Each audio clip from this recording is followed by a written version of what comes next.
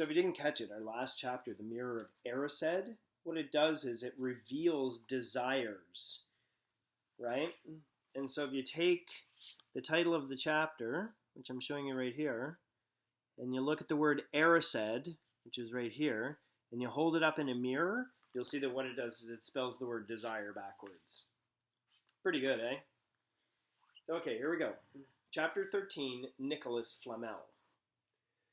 Dumbledore had convinced Harry not to go looking for the Mirror of Erised again, and for the rest of Christmas holidays the invisibility cloak stayed folded at the bottom of his trunk.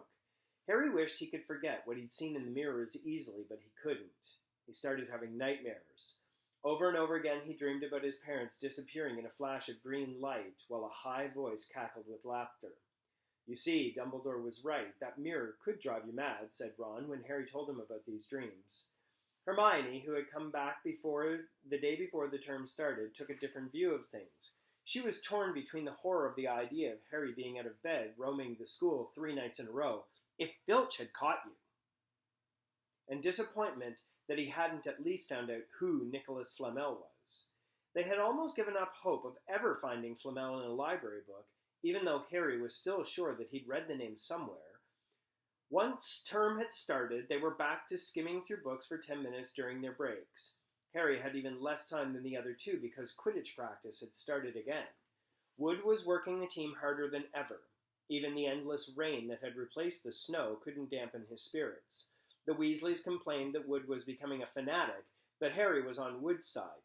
If they won their next match against Hufflepuff, they would overtake Slytherin in the house championship for the first time in 7 years. Quite apart from wanting to win, Harry found that he had fewer nightmares when he was tired after training. Then, during one particularly wet and muddy practice session, Wood gave them a bit of bad news. He'd just got very angry with the Weasleys, who kept dive-bombing each other and pretending to fall off their brooms. "Will you stop messing around?" he yelled. "That's exactly the sort of thing that will lose us the match. Snape's refereeing this game, and he'll be looking for any excuse to knock points off Gryffindor." George Weasley really did fall off his broom at these words. "Snape's refereeing?" he spluttered through a mouthful of mud. "When he's ever refereed a Quidditch match, he's not going to be fair if we overtake Slytherin." The rest of the team landed next to George to complain too. "It's not my fault," said Wood. "We've just got to make sure we play a clean game so Snape hasn't got an excuse to pick on us." Which was all very well, thought Harry, but he had another reason for not wanting Snape near him while he was playing Quidditch. The rest of the team hung back to call each other as usual at the end of practice, but Harry headed straight back to the Gryffindor common room, where he found Ron and Hermione playing chess. Chess was the only thing Hermione ever lost at, something Harry and Ron thought was very good for her. "Don't talk to me at the moment," said Ron when Harry sat down next to him. "I need to He caught sight of Harry's face. "What's the matter with you? You look terrible." Speaking quietly so that no one else would hear, Harry told the other two about Snape's sudden, sinister desire to be a Quidditch referee. "Don't play," said Hermione at once. "Say you're ill," said Ron. "Pretend to break your leg," Hermione suggested. "Really break your leg," said Ron. "I can't," said Harry. "There isn't a reserve seeker. If I back out, Gryffindor can't play at all." At that moment, Neville toppled into the common room. How he had managed to climb through the portrait hole was anyone's guess, because his legs had been stuck together with what they recognized at once as a leg locker curse. He must have had to bunny hop all the way to Gryffindor Tower. Everyone fell about laughing except Hermione, who leapt up and performed the counter curse. Neville's legs sprang apart, and he got to his feet trembling.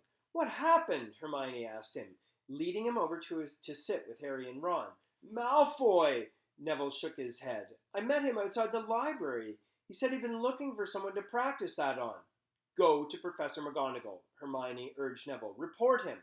Neville shook his head. "I don't want more trouble," he mumbled.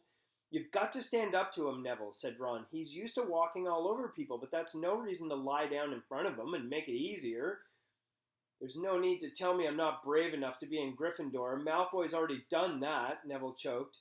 Harry felt in the pocket of his robes and pulled out a chocolate frog, the very last one from the box Hermione had given him for Christmas. He gave it to Neville, who looked as though he might cry. That's pretty nice of him.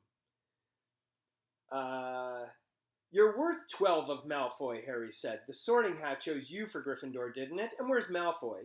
In stinking Slytherin. Neville's lips twitched in a weak smile as he unwrapped the frog. Thanks, Harry. I think I'll go to bed. Do you want the card? You collect them, don't you? As Neville walked away, Harry looked at the famous wizard card. Dumbledore again, he said. He was the first one I ever... He gasped. He stared at the back of the card, then he looked up at Ron and Hermione. I found him, he whispered. I found Flamel. I told you that I'd read his name somewhere before. I read it on the train coming here. Listen to this. Professor Dumbledore is particularly famous for his defeat of the dark wizard Grindelwald in 1945 and for the discovery of the 12 uses of dragon's blood and his work on alchemy with his partner Nicholas Flamel.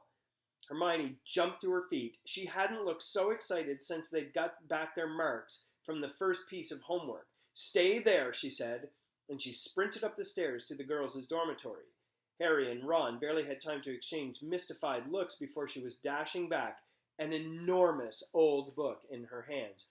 I never thought to look in here, she whispered excitedly. I got this out of the library weeks ago for a bit of light reading. Light? Said Ron.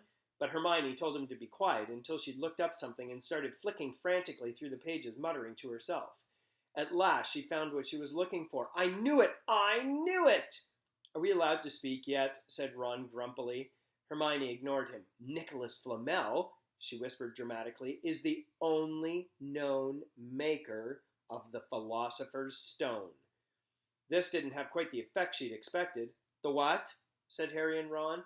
Oh, honestly, don't you two read? Look, read that. There. She pushed the book towards them, and Harry and Ron read. The ancient study of alchemy is concerned with the making of the Philosopher's Stone, a legendary substance with astonishing powers. The stone will transform any metal into pure gold. It also produces the elixir of life, which will make the drinker immortal, which means that they'll never die. There have been many reports of the Philosopher's Stone over the centuries, but the only stone currently in existence belongs to Mr. Nicholas Flamel, the noted alchemist and opera lover.